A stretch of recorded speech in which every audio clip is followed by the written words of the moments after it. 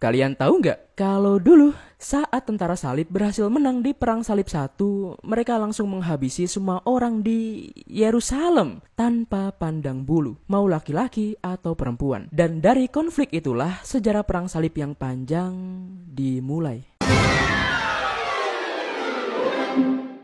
Bagi yang belum tahu, Perang Salib sendiri adalah sebuah usaha dari umat Kristen Eropa merebut sebuah tanah yang mereka sebut sebagai tanah suci, yaitu Yerusalem. Kenapa para umat Kristen menganggap Yerusalem sebagai tanah suci, Bang? Karena di sana terdapat sebuah gereja yang sangat penting bagi mereka, yaitu gereja makam suci, di mana saat aku baca, di gereja inilah Yesus disalibkan, dikuburkan, dan dibangkitkan. Makanya umat Kristen Eropa akan melakukan apapun untuk merebut tanah itu. Sedangkan untuk umat Muslim, di Yerusalem terdapat salah satu masjid yang sangat penting, yaitu Masjid Al-Aqsa, tempat di mana Nabi Muhammad SAW melakukan Isra Mi'raj. Karena tanah ini dirasa penting bagi kedua pihak, maka dari itu sengketa tidak bisa dihindarkan, dan terjadilah apa yang selama ini kita sebut dengan Perang Salib. Sebuah konflik yang sangat berkepanjangan, bukan cuma terjadi sekali dua kali, tapi 8 kali. Dan sekarang aku mau cerita tentang peristiwa yang pertama. Perang Salib pertama diinisiasi oleh seruan Paus Urbanus II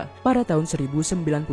Ia dengan lantang menyuarakan para kesatria dan petani untuk pergi berbondong-bondong ke tanah suci Yerusalem. Ternyata ia mendapatkan respon yang positif. Dan karena didorong oleh semangat keagamaan, janji pengampunan dosa, dan iming-iming kekayaan, ribuan orang memulai perjalanan yang penuh rintangan ini.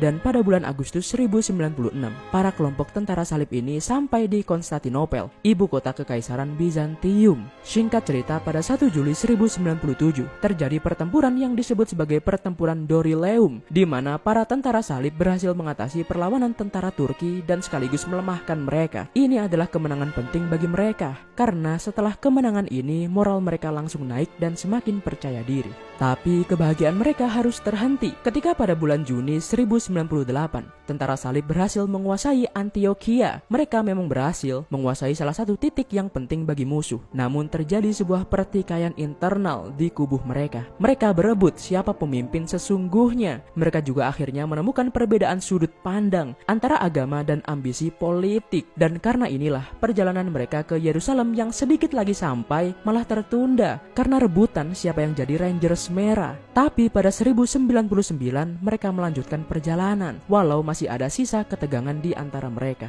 Sebelum lanjut, makasih buat Kak Cihuy. Sabar ya, kalau ada yang seru gaskan deh. Kak Hazelnut menarik sih, coba deh ntar ku baca dulu ya. Kak Gem, nih.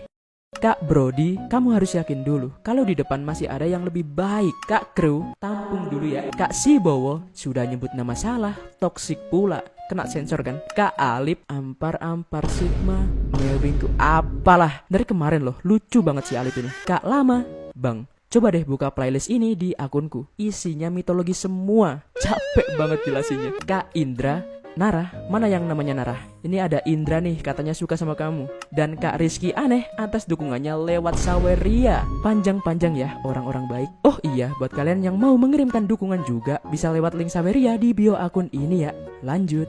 Pengepungan Yerusalem dimulai pada 7 Juni 1099. Kota Yerusalem yang saat itu di bawah kendali dinasti Fatimiyah ternyata sudah menyiapkan beberapa benteng untuk meredam serangan dari tentara salib. Saat itu memang tentara salib ada masalah internal dan kalah jumlah, namun mereka berjuang sangat semangat. Sebelum menyerbu, para tentara salib membangun beberapa menara dan bangunan untuk mereka mempersiapkan diri, dan tepat pada 15 Juli 1099 mereka melancarkan serangan besar-besaran. Mereka membagi pasukan menjadi dua kubu. Satu kelompok dipimpin oleh Godfrey yang menyerang tembok utara, dan pasukan kedua dipimpin oleh Raymond IV menyerang tembok selatan. Dan yang berhasil menjebol tembok dan masuk ke kota Yerusalem adalah pasukan yang dipimpin oleh Godfrey. Dan ya, begitu mereka masuk ke kota, tentara salib melakukan sesuatu yang di luar dugaan kita, yaitu menghabisi semua orang di sana secara besar-besaran. Bahkan saking mengerikannya, catatan tentang apa yang terjadi saat itu semuanya dihapuskan. Mereka tampaknya didorong oleh sebuah keyakinan atau bahkan amanat dari seseorang, sehingga mereka tidak menunjukkan belas kasihan sedikit pun terhadap populasi Muslim dan Yahudi di kota itu. dan satu-satunya tempat warga setempat untuk berlindung hanyalah di Masjid Al-Aqsa. Dan secara resmi, setelah peristiwa aneh itu, tanah Yerusalem telah jatuh ke tangan tentara salib. Sesaat setelahnya, mereka langsung mengukuhkan kekuasaan mereka di kota itu. Dan kemudian diangkatlah Godfrey sebagai penguasa Yerusalem. Sebenarnya ia tidak mau disebut raja, maunya dia disebut pengacara makam suci. Karena motif utamanya adalah agama dan merebut kembali gereja suci umat Kristen yang kubilang di awal. Bagi umat Islam, kejatuhan ini adalah sebagai pembelajaran dan evaluasi untuk lebih baik ke depannya. Karena ini bukan hanya tentang perebutan tanah suci, tapi nyawa orang yang tidak bersalah. Lanjut gak nih perang salib kedua? Kalau mau ketik satu, jangan deh. Semoga terhibur. Dan untuk waktunya, saat umat Kristen berhasil menang di perang salib pertama, mereka ternyata masih nggak puas dan akhirnya merebut kota lain milik umat Muslim. Udah gitu, pas udah berhasil, semua penduduk kota itu dibersihkan. Nggak peduli tuh mau dia umat Islam atau umat mereka sendiri, semuanya di... Inilah kisah perang salib kedua. Setelah umat Kristen Katolik berhasil merebut Yerusalem dari peradaban Islam pada perang salib pertama, rencana mereka selanjutnya adalah ekspansi. Jadi setelah mereka berhasil mendapatkan apa yang mereka inginkan, yaitu tanah suci Yerusalem, para umat Kristen Katolik ini punya tujuan lain, yaitu merebut sebuah kota yang dikatakan sangat strategis, baik dari segi komersial maupun budaya. Kota itu bernama Edesa, yang terletak di tepi gurun Suriah, Mesopotamia. Sebenarnya kota ini sudah berada di tangan umat Kristen Katolik sejak perang salib pertama, namun direbut kembali oleh salah satu pemimpin umat Muslim bernama Imad ad-Din Zangi, seorang penguasa dari Irak dan Suriah. Menurut laporan yang didapat oleh para paus, saat umat Muslim menguasai kota itu, para umat Kristen Katolik ditangkap, kemudian dijual sebagai budak, bahkan disiksa. Yang dibiarkan hidup bersama mereka hanyalah umat Kristen Ortodoks. Tapi di beberapa sumber yang kubaca, ini semua hanyalah laporan palsu. Bahkan semua orang diizinkan untuk tinggal di sana, asal tidak membuat kekacauan. Cuman ya tetap aja, Paus Eugenius II menyerukan perang salib kedua, tepat pada 1 Desember 1145 Masehi. Tapi sang paus sebenarnya tidak menjelaskan dengan detail apa tujuannya menyerukan kampanye itu. Dia seakan-akan menyembunyikan tujuan aslinya, yaitu merebut kota Edesa. Ia malah bilang kalau tujuan dari kampanye militer ini adalah untuk melengkapi tujuan perang salib pertama dan merebut sebuah relik suci. Karena tujuannya ngalor ngidul dan gak jelas, makanya cuma sedikit orang yang tertarik untuk bergabung. Tapi sang paus tidak kehabisan ide dong. Ia mengatakan, siapa saja yang ikut dalam perjalanan suci ini akan mendapatkan pengampunan dosa. Kemudian jika mereka punya hutang atau yang lain, maka dianggap lunas. Ternyata janji manis ini sudah cukup untuk merebut simpati dari umat Kristen Katolik Eropa pada saat itu. Seruan ini didukung oleh sebuah tur perekrutan di seluruh Eropa demi mengumpulkan cukup pasukan untuk melaksanakan kampanye ini.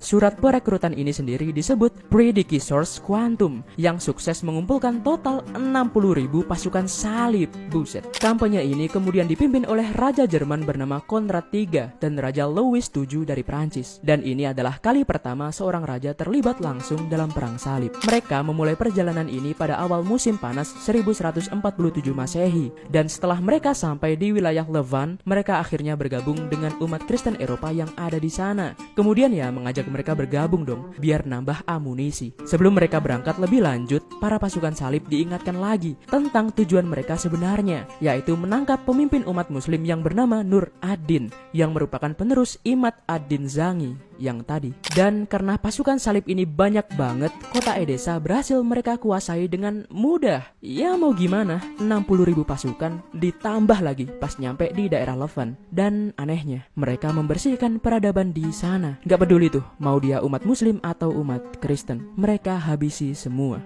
Maksudnya habis tuh ya di... Lah, kenapa bang? Kan kaumnya sendiri. Mungkin maksud mereka adalah untuk pembersihan dan memulai peradaban baru di sana. Bisa aja kan? Dan ya, inilah kisah dari perang salib yang kedua. Dan di perang salib yang ketiga nanti, ada satu tokoh Islam yang sangat kuat, yang akhirnya bisa merebut kembali Yerusalem. Dialah Salahuddin. Semoga terhibur. Dan untuk waktunya, Sultan Salahuddin Al-Ayyubi pernah berjuang sendirian melawan 3 raja besar dari Eropa. Dan dengan gagahnya, beliau berhasil menang dan membuat raja-raja itu menempuh jalur damai dengan Sultan Saladin. Menang 1 lawan 3. Gimana caranya? Semenjak terjadinya perang salib, hubungan antara negara timur dan barat menjadi berbeda. Negara-negara Kristen Eropa sudah melihat kerajaan Islam dan kekaisaran Bizantium sebagai musuh mereka dalam misi yang mereka anggap suci, yaitu mengambil tanah suci Yerusalem. Apalagi dari pihak Islam, tepatnya dinasti Zenkiyah, pemimpin mereka yaitu Nur ad-Din berhasil menaklukkan Mesir pada tahun 1168 yang secara tidak langsung membuat Muslim menjadi lebih kuat. Karena bermacam keberhasilan yang diraih peradaban Islam inilah negara Kristen Eropa merasa terancam dengan berbagai keberhasilan yang diraih peradaban Islam. Nah, pada Perang Salib II, para tentara salib yang berjumlah 60.000 orang lebih berhasil menghentikan kekuasaan Sultan Nur ad-Din yang membuat peradaban Islam terpukul mundur dan agak goyah. Tapi yang tentara salib tidak tahu bahwa Sultan Nur ad-Din punya satu panglima perang yang sangat gigih. Beliau bernama Salahuddin al-Ayyubi yang dunia barat kenal dengan nama Saladin. Dan setelah kematian Sultan Nur ad-Din, Salahuddin al-Ayyubi lah yang mendirikan dinasti Ayyubiyah di tanah Mesir. Sultan Saladin kemudian menyatukan seluruh peradaban Islam untuk melawan invasi dari bangsa Kristen Eropa ini, dan akhirnya pecah pada 4 Juli 1187. Terjadilah pertempuran bernama Pertempuran Hittin yang hasilnya adalah Yerusalem berhasil direbut oleh peradaban Islam. Tapi berbeda saat ketika Yerusalem dikuasai oleh orang Kristen Eropa, Saladin membiarkan orang-orang Kristen untuk tinggal di kota itu. Saladin agak memperlakukan orang-orang Kristen di sana agak berbeda sih. Untuk orang-orang Kristen yang berasal dari barat, Saladin memperkerjakan mereka. Dan untuk orang Kristen yang berasal dari timur, Saladin bahkan melindungi mereka dan menganggap mereka sebagai minoritas yang dilindungi. Dan bagi mereka yang bisa membayar kebebasan mereka dari pekerjaan itu, maka mereka boleh bebas. Jadi mungkin ini untuk pembelajaran. Karena di Perang Salib I, para orang Kristen barat atau Eropa menghabisi semua peradaban di sana. Tapi peristiwa ini dilihat berbeda oleh para orang Kristen Eropa. Paus Gregorius VIII akhirnya menyerukan Perang Salib ketiga. Perang Salib ini juga punya nama lain, yaitu Perang Salib Raja. Karena dalam perjalanan ini, para tentara salib akan dipimpin oleh 3 raja besar Eropa, yaitu Raja Jerman dan Kaisar Romawi Suci, Frederick I Barbarossa, Raja Prancis Philip II, dan Sang Raja Besar Inggris, Richard I the Lionheart. Buat yang pengen tahu kisah hidup Raja Richard, bisa cari video yang ini ya, di playlist ini juga kok. Cuman walau terkesan kuat banget, ternyata pasukan salib yang mereka pimpin ternyata tidak pernah menginjakkan kaki di Yerusalem. Kenapa bang? Sesimpel karena Salahuddin al-Ayyubi terlalu kuat. Cuman ya tetap para pasukan salib berhasil menguasai beberapa titik penting. Salah satunya adalah kota Acre. Tapi perang salib ketiga ini ternyata lebih aneh dari yang kita kira. Yang pertama, ketika Raja Frederick I Barbarossa dalam perjalanannya ke Yerusalem, Kaisar Romawi Suci itu dikabarkan tenggelam di Sungai Salef, Kilikia Selatan. Ternyata benar kata teman-teman kemarin, dia tenggelam. Dan sialnya, para pasukan yang masih melanjutkan perjalanan malah terkena wabah disentri. Mereka yang tidak membawa perbekalan obat pun ya gugur semua. Dan yang berhasil selamat memutuskan untuk pulang saja. Sejak titik ini, kekuatan tentara salib hanya bergantung pada Inggris dan Perancis. Singkat cerita, pasukan Perancis yang berisi 650 kesatria berkuda dan 1.300 prajurit berhasil berlayar menuju Levant dan akhirnya sampai ke kota Acre yang bersebelahan dengan Yerusalem. Di Acre inilah meletus sebuah perang besar. Tapi sebenarnya kota Acre ini sudah dikepung oleh bangsawan Perancis bernama Guy of Lusignan, seorang raja yang tersisa dari kerajaan Yerusalem saat masih berada di tangan umat Kristen Eropa. Tapi ya, pertahanan yang dibangun oleh Saladin masih terlalu kuat. Untungnya bantuan tangan dari Prancis dan Inggris datang tepat waktu. Tapi ya, mereka ternyata masih kesusahan. Datang lagi bantuan dari Eropa, yaitu pasukan dari Duke of Austria yang tiba-tiba datang dari laut. Kemudian ada lagi pasukan dari Prancis yang dipimpin oleh Henry of Champagne. Udah, kota Acre dikepung oleh banyak raja. Tembok Acre digempur habis-habisan oleh mereka, diketapel, dilemparin batu besar dan lain-lain. Setelah lama banget berjuang, akhirnya kota Acre berhasil jatuh ke tangan pasukan salib tepat pada 12 Juli 1191 Masehi. Tapi balik lagi, itu bukan tujuan mereka. Misi utama mereka ya mengambil alih Yerusalem. Dan karena pasukan salib sudah banyak berguguran hanya untuk merebut Acre, perang salib ketiga akhirnya berujung anti klimaks, yaitu para raja akhirnya memilih jalan negosiasi dan berkompromi dengan Sultan Saladin. Satu hal yang mereka minta adalah meminta akses peziarah Kristen untuk masuk ke Yerusalem, kemudian memberikan perlindungan kepada para peziarah ini. Bagi yang belum tahu, di dalam Yerusalem ada satu gereja bernama Gereja Makam Suci yang yang dipercaya sebagai tempat Yesus disalibkan. Padahal sejak dari awal Sultan Saladin tidak pernah menangkap atau menyakiti para peziarah Kristen yang datang dan bilang jika ini hanyalah kesalahpahaman antara keduanya. Cuman para orang Kristen Eropa masih melakukan beberapa usaha untuk merebut Yerusalem, dan usaha lain mereka inilah yang menuntun kita ke perang salib keempat. Konstantinopel pernah diserbu oleh pasukan Kristen Eropa. Jumlah mereka banyak banget, yaitu 30.000 pasukan lebih. Kota ini dijarah habis pokoknya. Hartanya diambil dan disedot kering. Padahal Konstantinopel saat itu ada di bawah kendali orang Kristen Timur yang seharusnya adalah saudara mereka sendiri. Langsung aja kita masuk ke alur cerita Perang Salib 4. Setelah Sultan Salahuddin Al-Ayyubi berhasil merebut dan mempertahankan tanah Yerusalem dari invasi tentara salib, sempat ada titik damai antara umat Muslim dan umat Kristen Eropa. Hasil damai, jadi perang salib ketiga kemarin diakhiri dengan diplomasi, yaitu pemimpin dari tentara salib meminta kepada Sultan Saladin sebagai pemegang kekuasaan tanah Yerusalem agar para peziarah Kristen Eropa yang datang ke sana mendapatkan perlindungan. Dan ini memang dilakukan oleh Sultan Saladin hingga akhir masa kepemimpinannya, yaitu pada tahun 1193 Masehi. Cuman ya gitu, di belakang sana para umat Kristen Eropa masih mencari cara bagaimana tanah suci Yerusalem jatuh ke tangan mereka, dan kalau bisa meruntuhkan segala jaringan kerajaan Muslim. Dan pada bulan Agustus 1198 Masehi, Paus Innocentius III menyerukan perang salib keempat, sebuah misi suci untuk merebut tanah Yerusalem. Cuman banyak media barat yang kubaca mengatakan jika perang salib keempat ini adalah yang paling kontroversial, yang katanya tujuan mereka adalah menguasai Yerusalem. Para tentara salib malah menjarah kota Konstantinopel dan mengambil seluruh harta kota itu. Padahal Konstantinopel pada saat itu ada di bawah kendali umat Kristen Ortodoks, tapi mereka malah menjarahnya. Apakah mereka beda pandangan? Karena tentara salib Eropa ini adalah orang Kristen Katolik. Tapi sebelum kita bahas tentang penjarahan yang aneh itu, kita cari tahu dulu rekam jejak para tentara salib ini.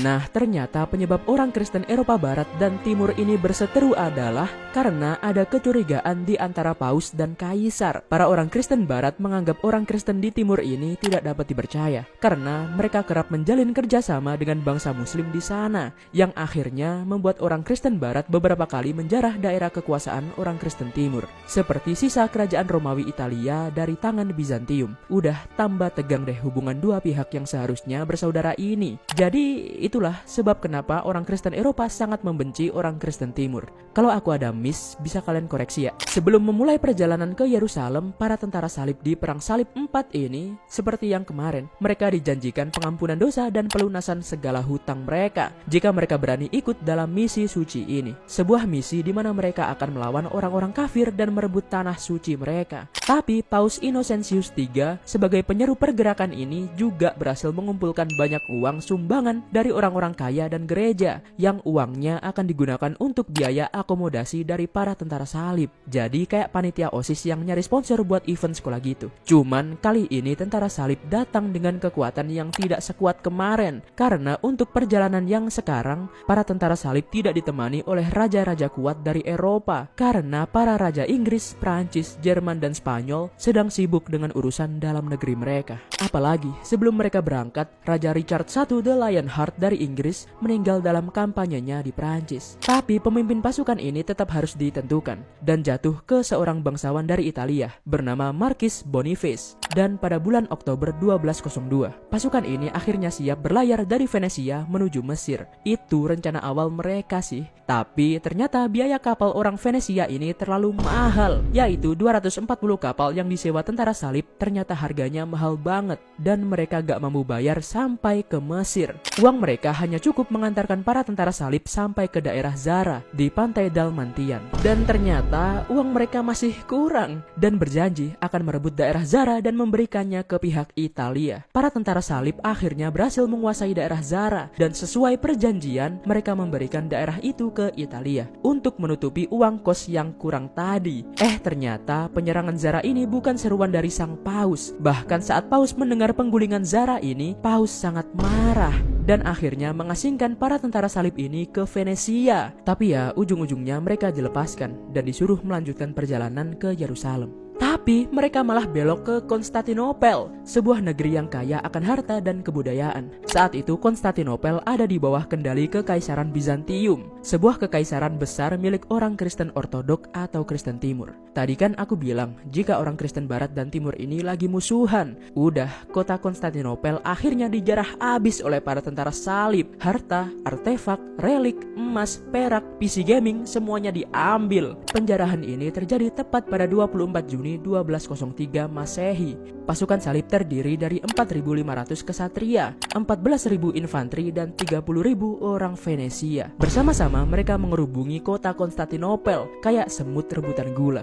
Tapi ternyata penjarahan ini tidak hanya soal harta saja, tapi juga supremasi gereja, yang dimana gereja barat menempatkan dirinya di atas gereja timur. Mereka menganggap jika orang Kristen timur ini bermuka dua, karena tidak membantu mereka dalam perang salib 3, bahkan terkesan tidak peduli dengan kedatangan perang salib. Dan ya lagi-lagi, endingnya mereka gak bisa sampai ke Yerusalem. Mereka malah teralihkan oleh harta dan lain-lain. Tapi sisi lainnya, mereka mendapatkan daerah yang sangat strategis untuk perdagangan. Sekarang para tentara salib sudah punya harta melimpah. Apakah akan membantu dalam upaya mereka di Perang Salib 5 nanti? Setelah kegagalan demi kegagalan mereka untuk merebut Yerusalem, para tentara salib kali ini datang dengan rencana yang lebih matang, yaitu menyerang daerah vital bagi pasukan muslim, yaitu Mesir. Logikanya gini, jika Mesir bisa dikuasai, maka pasukan muslim yang ada di Yerusalem akan melemah, karena segala kebutuhan logistik mereka dan pusat komando mereka ada di Mesir. Tapi pertanyaannya, apakah akan berhasil? Inilah seri 100 hari. Setelah kegagalan demi kegagalan yang para tentara salib rasakan, nampaknya mereka masih belum menyerah. Tujuan mereka masih, yaitu merebut tanah suci Yerusalem dari tangan umat muslim. Di Perang Salib 4 kemarin, tujuan mereka yang adalah untuk menyerbu Yerusalem malah berakhir dengan mereka yang menjarah kota Konstantinopel, yang merupakan kota Kristen Ortodoks terbesar di dunia. Padahal sang paus, yaitu Paus Innocentius III sebagai penyeru perang ini gak nyuruh gitu. Tapi ya mereka tetap menjarah Konstantinopel. Bukannya Yerusalem seperti rencana awal mereka. Kalau kalian sadar, para tentara salib dan umat Kristen Eropa ini kelakuannya kayak Tom. Walau Tom ini udah tahu gitu, dia gak bakal bisa nangkep si Jerry kan, tapi Tom masih tetap usaha. Iya, walau kadang rencananya gagal karena kekonyolannya sendiri. Balik lagi ke para tentara salib. Sekarang mereka punya rencana lain. Daripada mereka langsung menyerang Yerusalem yang banyak gagalnya, kenapa mereka tidak melemahkan dulu para umat muslim ini dengan menyerang kota-kota yang dikuasai oleh peradaban Islam di Afrika Utara dan Mesir, yang saat itu memang daerah Afrika Utara dan Mesir ada di bawah kendali dinasti Ayyubiyah. Nah, gereja Katolik Roma akhirnya kembali menyerukan perang salib dengan tajuk Perang Salib 5 pada tahun 1215 Masehi. Dan sekali lagi, penyerunya adalah Paus Innocentius III. Sebenarnya sebelum Raja Richard I the Lionheart dari Inggris tiada, ia sudah menyarankan kepada sang paus untuk jangan menyerang Yerusalem secara langsung. Lemahkan dulu mereka dengan menyerang daerah mereka yang lain. Tapi sampai Raja Richard I tiada, usulannya tidak diindahkan oleh sang paus. Tapi akhirnya setelah banyak kegagalan yang mahal, Paus Innocentius III akhirnya menggunakan rencana dari sang raja berhati singa. Rencana mereka sekarang adalah menyerang Mesir. Menurut mereka, jika Mesir jatuh, maka para pasukan muslim di Yerusalem akan kekurangan pasokan, perbekalan dan sumber daya. Jadi akan sangat mudah nantinya jika Mesir sudah mereka kuasai. Setidaknya itu yang ada di pikiran mereka. Dinasti Ayyubiyah di Mesir sendiri seperti yang kita tahu, pendirinya adalah Salahuddin Al-Ayyubi. Nah, di masa Perang Salib 5 ini, Mesir saat itu dipimpin oleh salah satu tokoh penguasa paling senior di peradaban Islam Timur Tengah, yaitu Sayyaf al-Din al-Adil, yang adalah saudara laki-laki dari Salahuddin Al-Ayyubi. Setelah perekrutan oleh pihak gereja yang sama kayak kemarin, yaitu diberikan janji pengampunan dosa dan pelunasan hutang, para tentara salib akhirnya bergerak pada Mei 1218. Mereka mendarat di sebelah barat Mesir, yaitu kota Damietta. Kota itu adalah jantung dari kota Mesir, karena segala perdagangan kota itu masuknya ya dari Damietta. Jadi para tentara salib yang dipimpin oleh John of Brienne berencana buat menguasai kota itu. Nah, dari pihak Mesir, orang yang diutus untuk memimpin pasukan muslim di sana adalah putra dari Sultan sendiri, yaitu Al-Kamil. Damietta dikenal punya pertahanan pelabuhan yang kokoh, banyak parit dan menara pengawas yang tentunya akan menyusahkan para tentara salib. para tentara salib akhirnya mendirikan sebuah camp di seberang sungai kota itu. Di sana mereka menyiapkan rencana, yaitu menerobos menara pengawas yang berdiri kokoh di sungai kota itu. Dan hanya untuk merebut menara itu, para tentara salib membuang banyak sekali perbekalan mereka, senjata, kapal, makanan, dan bahkan orang. Endingnya mereka berhasil sih, tapi kota Damietta masih berdiri kokoh di seberang sungai itu. Keadaan memburuk ketika camp mereka tadi kebanjiran air sungai Nil. Karena memang saat itu sedang musim dingin dan air sungai Nil ini akan mudah meluap. Cuman walau perbekalan mereka menipis, para tentara salib masih semangat dalam operasi mereka. Di sisi lain, kota Damietta juga mengalami kelaparan karena sejak penyerangan itu mereka jadi gak bisa ngirim makanan lewat pelabuhan. Sampai pada bulan September, Al-Kamil sebagai pemimpin pasukan muslim akhirnya ingin melakukan gencatan senjata karena Al-Kamil tahu banget akan datang lagi banyak tentara salib ke kotanya. Jadi sebelum lebih banyak korban berjatuhan, maka dia memilih untuk bernegosiasi dengan mereka. Perjanjiannya adalah para tentara salib boleh memiliki Yerusalem, ambil pokoknya, tapi jangan menyerang kota Damietta dan Mesir lagi karena kota Damietta sedang dalam kondisi krisis makanan. Tapi para tentara salib ini gak peduli, mereka ingin Damietta, Mesir, dan Yerusalem. Nah, tentara salib sontak langsung menerobos ke kota Damietta. Tapi betapa kagetnya mereka, kota itu ternyata sudah kosong dan hanya berisi tubuh-tubuh orang yang tiada karena kelaparan. Mereka ya bingung dong, apa langkah mereka selanjutnya? Di sisi lain, Al-Kamil membawa pasukannya sejauh 40 km ke selatan dari kota itu. Di kota Damietta, para tentara salib malah gelut siapa pemimpin sejati di antara mereka. Sang paus sebenarnya sudah menunjuk seorang bernama Frederick untuk jadi raja mereka. Tapi John dari Braine tadi yang memimpin pasukan ini dari awal ya nggak terima dong. Orang dia udah capek-capek ya kan. Nah, sampai datang surat dari sang paus bahwa yang bertanggung jawab di sana sebelum Frederick datang adalah si John. John seketika langsung menyuruh pasukannya untuk lanjut ke kota Kairo, Mesir, tepat pada 1221. Mereka mulai bergerak ke Kairo lewat jalur sungai Nil. Sementara itu, saat para tentara salib tadi bertengkar, Al-Kamil sudah mendapatkan bantuan dari Suriah dan Mesopotamia. Al-Kamil tahu banget jika dalam waktu dekat sungai Nil bakal meluap dan punya gelombang yang sangat besar. Jadi mereka dengan sabar menunggu kapal-kapal tentara salib itu datang kepadanya. Saat mereka datang, Al-Kamil membiarkan kapal-kapal mereka melaju melewati mereka. Sampai kapal-kapal itu ada di bagian sungai yang ombaknya tuh gede banget. Al-Kamil langsung aja tuh menyerang kapal-kapal itu dengan pasukannya. Al-Kamil juga membuka pintu-pintu bendungan yang ada di sana biar gelombang dan volume air lebih liar lagi. Dan ini berhasil. Para tentara salib yang udah banyak banget tenggelam akhirnya menyerah. Tepat pada 28 Agustus 1221, Al-Kamil berhasil mendapatkan lagi kota Damietta dan semua tawanan muslim dari tentara salib. Sedangkan para tentara salib lagi-lagi harus pulang dengan tangan yang hampa. Bisa dibilang kegagalan mereka kali ini bukan karena rencana mereka, tapi karena kalah medan dan Al-Kamil tahu banget kondisi wilayahnya. Jadinya mereka ya kalah lagi nih. Iya, jadi masihkah ada harapan di perang salib ke-6? Setelah lost strike 4 kali berturut-turut, para tentara salib akhirnya bisa mendapatkan hasil yang berbeda, di mana mereka akhirnya berhasil menguasai Yerusalem. Bahkan mereka nggak perlu berperang untuk melakukan ini. Mereka hanya cukup duduk dan tiba-tiba Yerusalem. Setelah di Perang Salib 5, mereka gagal mengeksekusi rencana jenius mereka, yaitu melemahkan tentara muslim dengan menyerang Mesir, yang ternyata gagal total. Para umat Kristen Eropa masih kekeh di pendirian mereka, yaitu merebut Yerusalem. Di Perang Salib 6 kali ini hasilnya agak berbeda, di mana berkat keterampilan pemimpin mereka dalam berdiplomasi, umat Kristen Eropa dan para tentara salib berhasil menuju titik terang. Pemimpin itu bernama Frederick II dari Italia. Sebenarnya aku sudah mention beliau di Perang Salib ke-5 kemarin. Dia adalah orang yang harusnya memimpin para tentara salib di usaha penyerangan Mesir kemarin. Tapi karena beliau tidak hadir, makanya diwakilkan oleh bangsawan bernama John of Brienne. Frederick juga adalah orang pilihan sang paus, yaitu Paus Innocentius III, sebagai pemimpin kerajaan Yerusalem nantinya. Tapi karena John merasa sudah melakukan segalanya di Mesir, ia juga menuntut haknya dong. Tapi endingnya Frederick II tetap menjadi raja. Frederick II adalah orang tersohor di kerajaan Romawi. Ia pokoknya terkenal banget dari Italia sampai Eropa Tengah. Sebagai pemimpin yang pandai berdiplomasi, ia lebih memilih jalur damai daripada harus adu otot dan cara barbarian. Pada saat itu, orang-orang suka sukanya ya main kasar. Jadi Frederick II ini walau orangnya baik tapi banyak juga yang gak suka. Singkat cerita, Frederick II akhirnya dinobatkan menjadi Kaisar Romawi Suci pada tahun 1220 Masehi. Dan dari koneksinya yang luas banget, ia memperoleh hubungan baik dengan banyak kerajaan di Timur Tengah. Koneksinya dengan dunia timur makin membaik ketika pada November 1225 ia menikah dengan pewaris tahta kerajaan Yerusalem bernama Isabella II.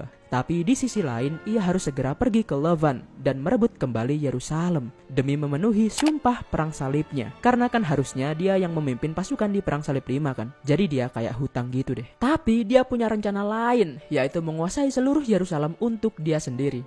Mulai nih. Keberangkatan Frederick dan para tentaranya pada 15 Agustus 1227 Masehi harus tertunda karena tiba-tiba Frederick terserang penyakit kolera. Barulah pada September 1227 Masehi mereka berangkat dan sampai di Timur Tengah. Tapi tanpa Frederick. Di sana para tentara malah disuruh jadi kuli, membangun beberapa benteng di beberapa titik penting kayak kota Java dan Kaisarea. Yang nyuruh sih bukan Raja Frederick tapi sang paus, yaitu Paus Gregory IX. Frederick dan pasukannya akhirnya tiba di Timur Tengah pada 7 September 1228. Berbeda dengan pasukan salib sebelumnya, kali ini Frederick membawa orang-orang yang jago, terlatih dan profesional. Semua pasukannya digaji secara real olehnya, tidak diberikan janji-janji pengampunan dosa dan pelunasan hutang seperti yang sudah-sudah. Pasukannya sendiri terdiri dari 10.000 infanteri dan 2.000 ksatria, jadi total 12.000. Rencananya di Yerusalem agak terganggu karena istrinya yaitu Isabella tidak selamat saat melahirkan putra mereka. Kasihan sih si Frederick ini.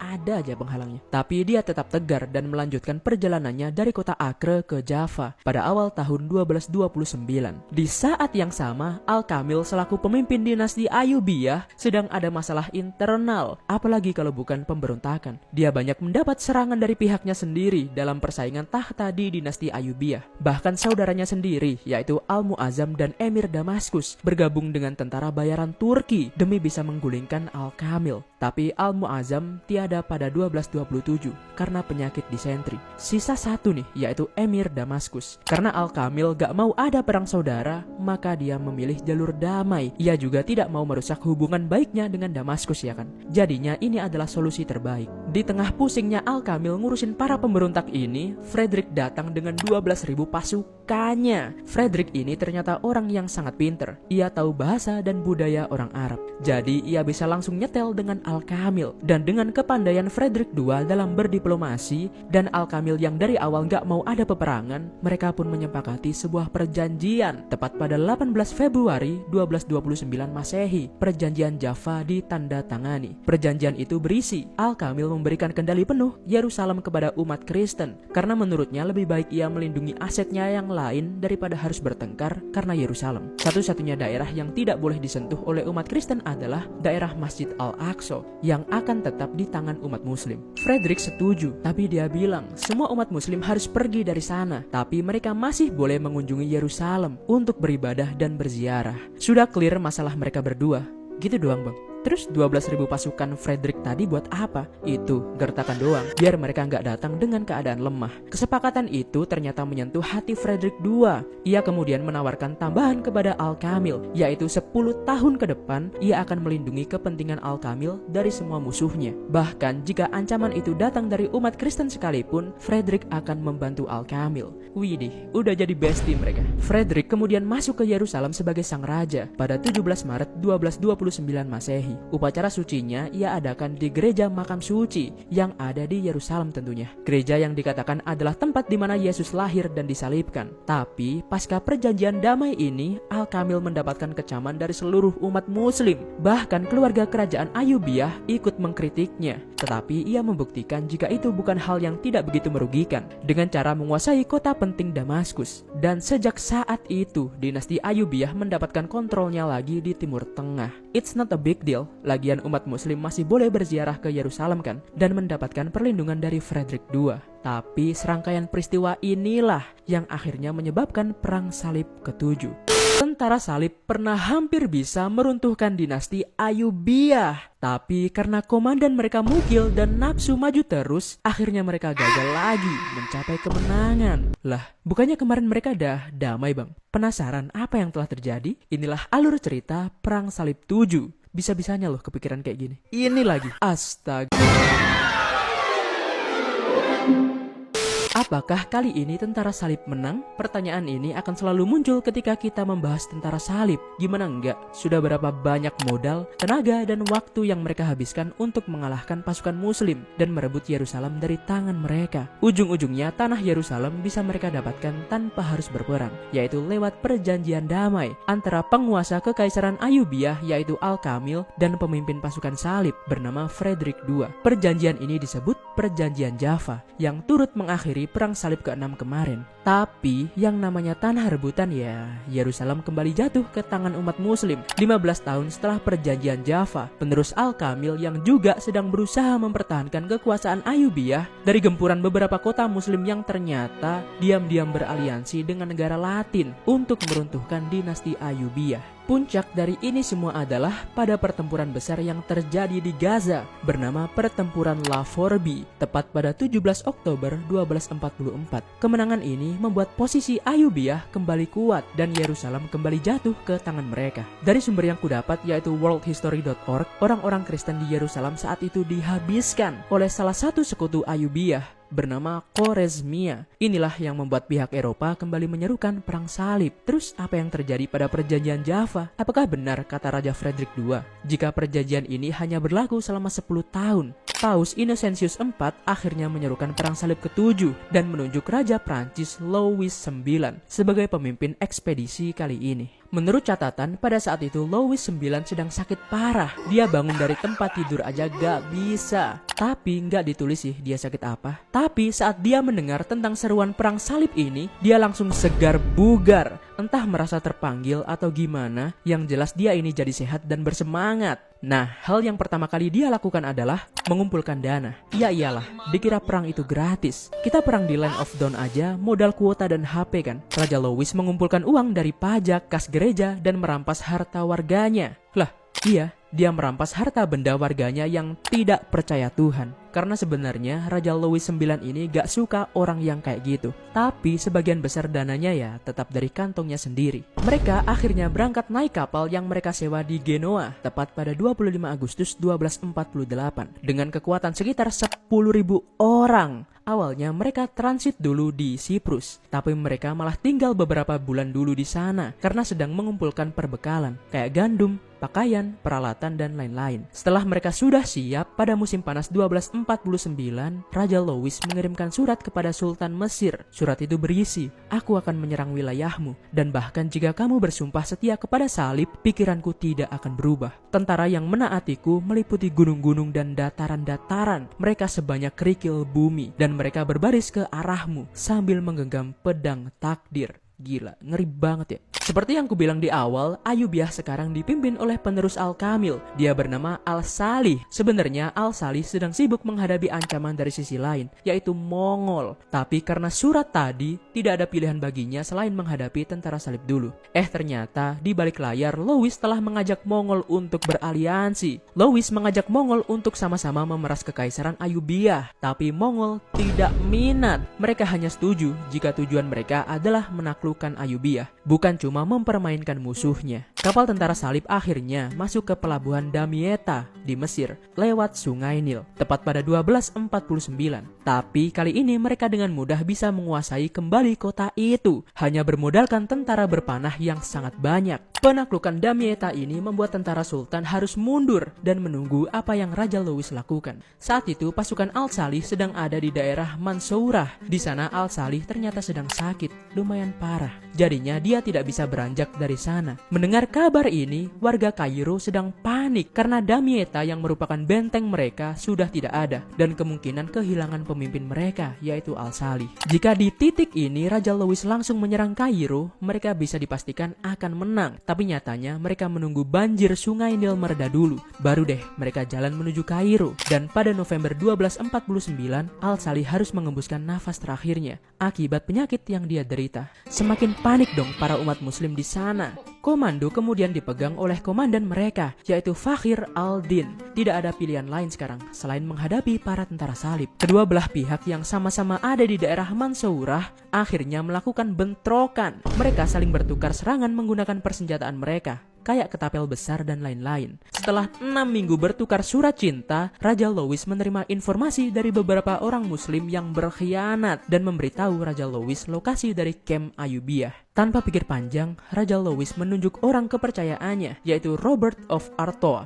untuk memimpin pasukan dan menyerang kamp itu. Dan benar saja, kamp itu berhasil mereka habisi dengan pasukan berkuda, dan Komandan Fakhr al-Din berhasil dihabisi. Tapi mereka membuat kesalahan. Dengan kondisi pasukan berkuda yang sisa sedikit, Robert malah gas terus. Harusnya dia nunggu dulu pasukan susulan yang sedang OTW. Tapi keputusan konyolnya ini akhirnya membuatnya terjebak di kota Mansourah. Jadi pasukan muslim akhirnya langsung menyerang balik ke kamp Louis yang sudah diketahui lokasinya dengan mengikuti rute dari Robert. Kekuatan para tentara muslim semakin bertambah ketika putra Al-Salih yaitu Al-Mu'azzam Turan Shah datang membawa bala bantuan. Sebenarnya para pasukan Raja Louis ini hampir berhasil kabur ke Damietta, namun kejaran dari para tentara salib yang sangat ramai membuat mereka harus menyerah. Raja Louis IX akhirnya menyerah pada 5 April 1250. Dia ditawan oleh pihak Ayubiah bersama dengan sisa pasukan salib. Pada 6 Mei 1250, pihak Ayubiah menerima uang tebusan untuk Raja Louis senilai 400.000 livres tournois, mata uang Prancis saat itu. Raja Louis kemudian dibebaskan, tapi dia malah gak langsung balik ke Prancis. Ia malah ada di Timur Tengah. Di sana ia malah membangun markasnya di daerah Akko, membangun benteng di Sidon, Java, dan Kaisarea. Ini semua ia lakukan demi pengaruh Latin di Timur Tengah tetap ada. Tapi ya gitu, bisa dibilang kali ini mereka kalah lagi. Tapi walau gagal, ternyata perang salib ini turut berkontribusi pada jatuhnya dinasti Ayubiah di Mesir. Pada Mei 1250, mereka digulingkan oleh Mamluk. Mamluk berhasil menghabisi penerus Al-Salih yaitu Turan Shah. Butuh 10 tahun bagi Mamluk untuk meruntuhkan Ayubiah, dan akhirnya mereka menjadi penguasa baru di Timur Tengah. Walau kota Aleppo dan Damaskus masih ada di dalam kendali Ayubiah. Kalau dihitung-hitung, Raja Louis ini rugi banget kemarin. Dia total menghabiskan 1,5 juta livre, sekitar 6 kali pendapatan tahunannya sebagai Raja Prancis. Tapi karena kegigihannya, walau gagal, dia akhirnya mendapatkan pengakuan dari warganya yang membuatnya dipercaya menjadi raja untuk waktu yang lama. Dan karena kepercayaan inilah dan dorongan untuk memenuhi sumpah salibnya, ia akhirnya menyerukan perang salib ke-8. Sultan Mamluk pernah mengalahkan tentara salib tanpa harus berperang. Enggak, bukan dia berdiplomasi, tapi ya beneran gak ngapa-ngapain. Tahu-tahu tentara salib tinggal dikit banget dan dia tinggal nyapu doang. Apakah benar dia sesakti itu? Lihat betapa anehnya orang-orang ini. Padahal jelas-jelas sebenarnya aku ini adalah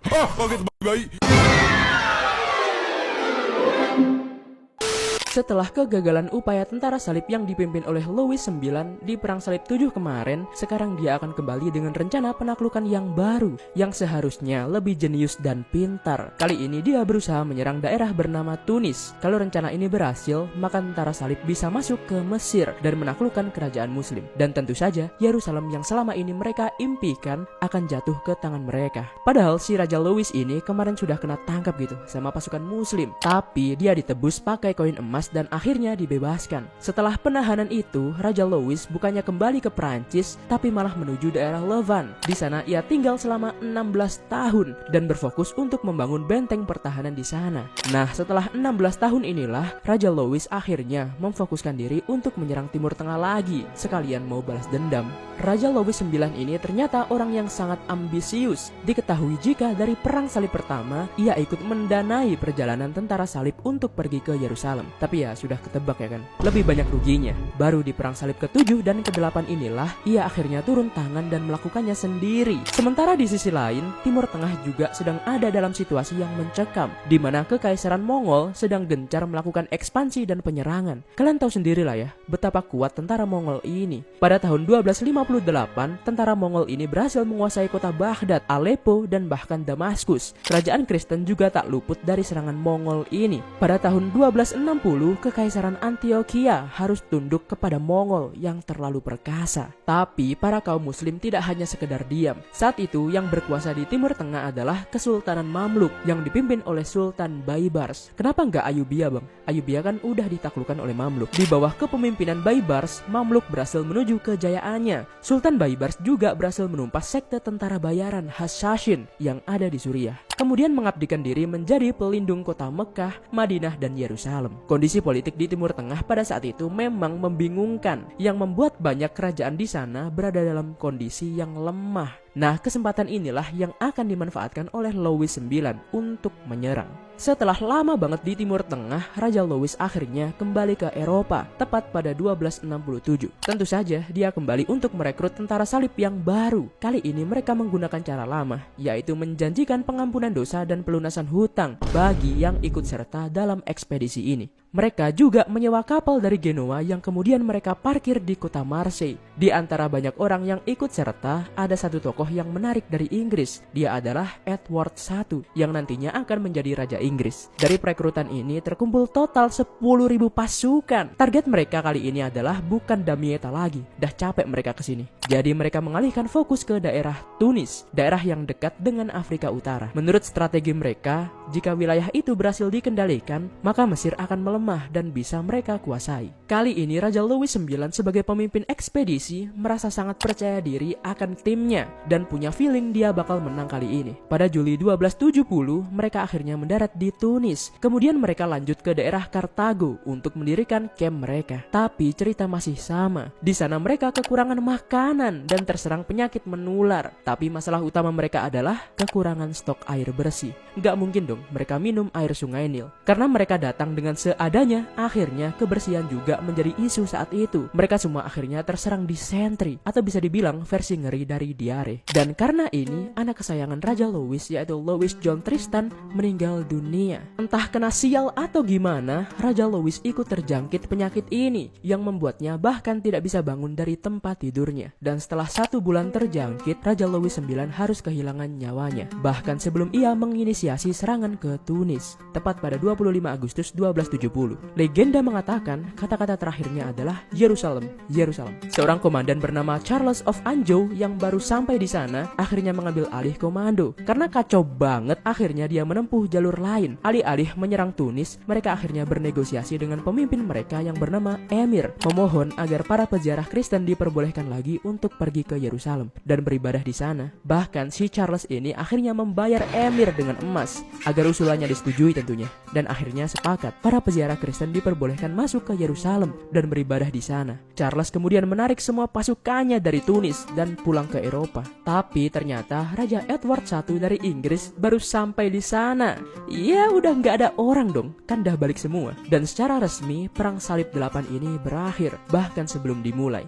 Ya, aku tahu ini aneh, tapi apa mau dikata, setidaknya inilah yang tercatat. Pada tahun 1271, Raja Edward I ternyata nggak pulang ke Eropa, tapi dia masih pergi ke Acre. Dengan bekal 1000 pasukan, dia berusaha menghentikan ekspansi dari Sultan Baybars. Tapi ya sudah ketebak ya kan, Sultan Baybars yang menang. Dan tepat pada 1297, Acre dan kerajaan Timur Latin di sana berhasil dijatuhkan. Dengan jatuhnya daerah ini, serangkaian perang salib dan invasi tentara salib ke Tanah Suci secara efektif telah berakhir. Semoga terhibur dan untuk waktunya. Terima kasih ya.